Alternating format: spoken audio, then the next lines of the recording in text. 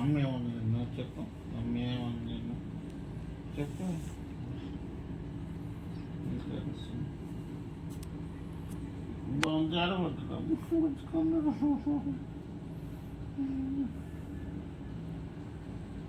తెచ్చిన పట్టించుకోవట్లమ్మ ఫోన్ అనుకుంటున్నాను.